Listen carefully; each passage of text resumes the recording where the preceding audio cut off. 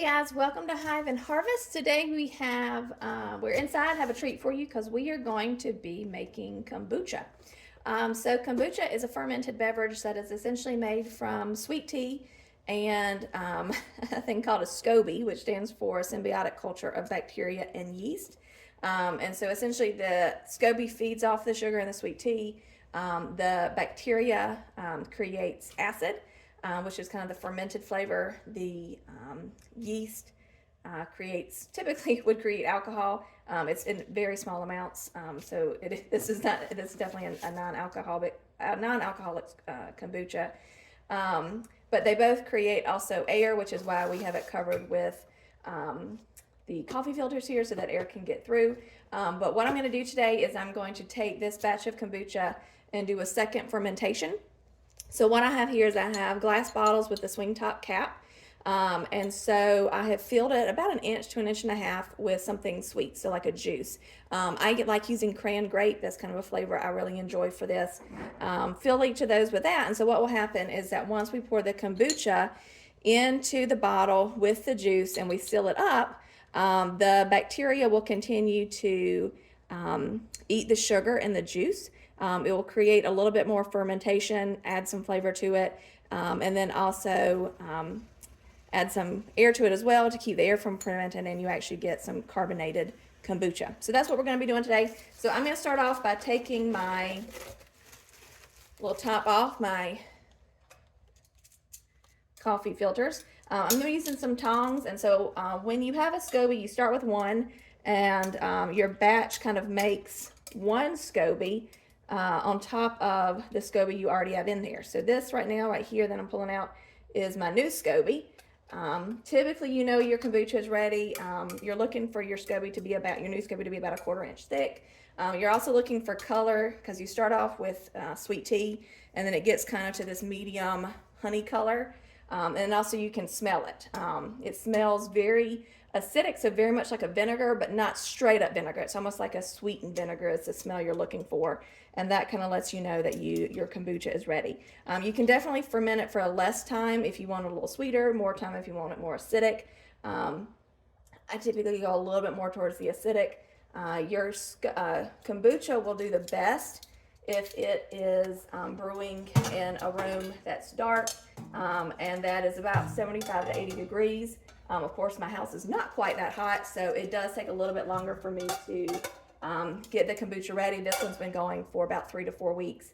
And I could have done it last week, just ran out of time. That's the nice thing about it, is it does allow you to kind of willy-nilly it. Like if you can do it late, you're running out of time, you can do it a little early, you can do it a little late. So what I'm going to do first is I'm going to filter it. You can see I've used this filter a good bit for my kombucha.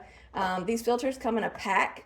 And I love them. I use them for kombucha. I use them when I make almond milk to filter out the pulp. I use it when I make elderberry syrup, so they're really great filters.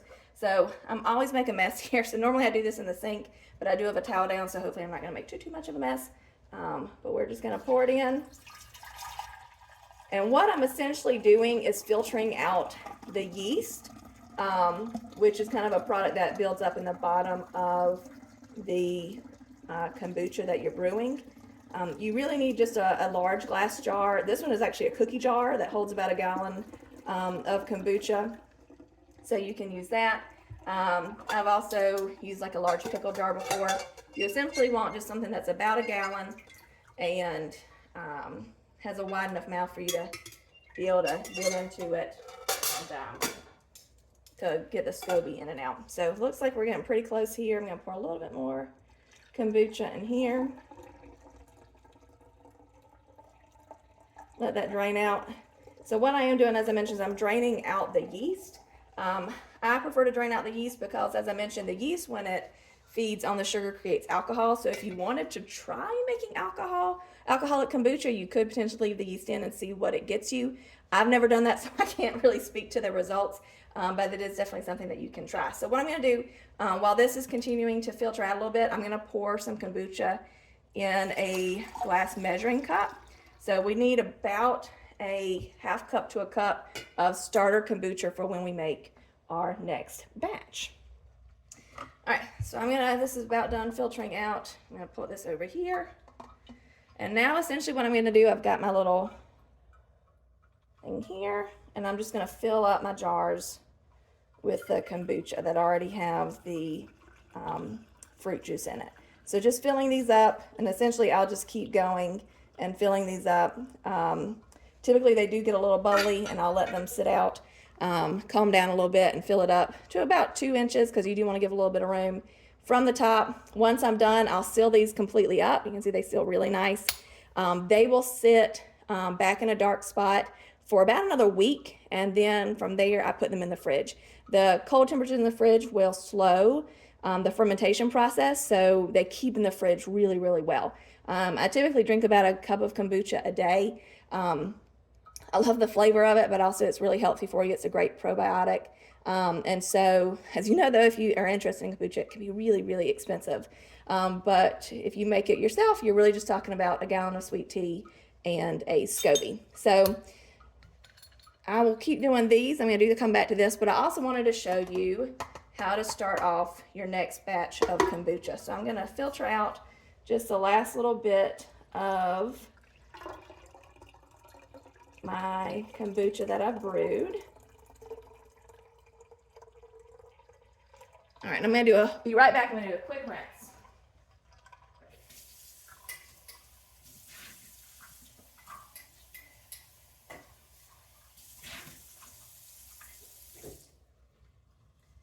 All right, so I've rinsed my jar. You may be wondering, why is she not washing it? You can definitely wash it. I do wash it from time to time, but I'm very careful with washing my jar for my kombucha for 2 reasons. One, if you miss some soap, it's very easy to make your kombucha taste like soap, which is not something that I want. So I definitely am very careful when I do wash it that I make sure that I get all the soap out of it. Also, you have to really make sure that you are not using antibacterial soap, because this is one of the rare situations where you are trying to grow bacteria. And so you want to be careful that you're not using antibacterial soap, because if any of that gets left in here, you could end up killing off your SCOBY. So essentially what I'm going to do right now is make a gallon of sweet tea. So I'm going to start off with a cup of sugar. There we go. I'm going to add in, so just like you would normally make sweet tea, I've got 4 cups of water that I've heated up. Put a few family-sized tea bags in there.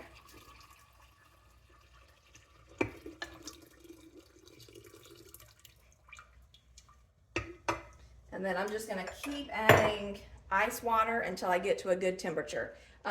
Just like with your brewing, you kind of want your starter kombucha, before you put your SCOBY in, you want to cool your tea down. So you're really looking for somewhere between room temperature and body temp. So right now it's just right around body temp, and I know that I can see I've got a sticker on the side to show me exactly where a gallon is. So I'm going to add just a wee bit more water. I'm going to stir it up here, and I think I'm just right around where I need to be, because I'm definitely below body temp at this point. I can feel from the jar. So I'm going to make sure that my sugar is dissolved before I put in my starter kombucha and my SCOBY. So you may be wondering, okay, well, let's say I'm starting this from the beginning. Where in the world do I get a SCOBY? So anytime anyone makes kombucha, every time you change out a batch, you end up with an extra SCOBY. So definitely ask around, see if anyone already makes kombucha that you know, and they can definitely give you a SCOBY from when they change out their batches. But you can also grow your own SCOBY. What you need to do is to find some kombucha at a grocery store. The only trick is that it needs to be plain kombucha. Most of the kombucha you find at grocery stores is flavored. So you may have to go to some, like an organic grocery store, something that's got a little bit healthier foods, and see if you can find a plain one. But once you do a plain one, it's essentially the same process. I wouldn't make a full gallon the first time, because you're not going to drink the first batch of kombucha. You're really just trying to grow a SCOBY. So the first time that I did it, I made half a gallon of sweet tea, and then I put the kombucha from the jar in there, and then I sealed it up the same way that we're going to do today. So it's just a half gallon of sweet tea plus the jar of plain kombucha. sealed it up like I'm going to do today, and then just waited. And so essentially you'll start seeing it grow its own new SCOBY. Once it gets to about a 1/4 inch thick, you have your SCOBY, and then you can start this process for creating your own first batch of kombucha. So now I've got my sweet tea ready to go. You can definitely see the change in color from your starter tea to what your kombucha looks like in color. So I'm going to add in my starter batch. And then I'm going to take, I'm going to see if I can get to this bottom SCOBY. That was the one that was most recently made. So I'm just going to throw this in there. It's going to float, pretty much go to the bottom, which is perfectly fine. And then as my new kombucha, my new SCOBY grows, it'll start off at the top. As you can see, I do have leftover SCOBYs from my batch. So these are the ones that were originally put in there from previous batches. So I've got my leftover SCOBYs.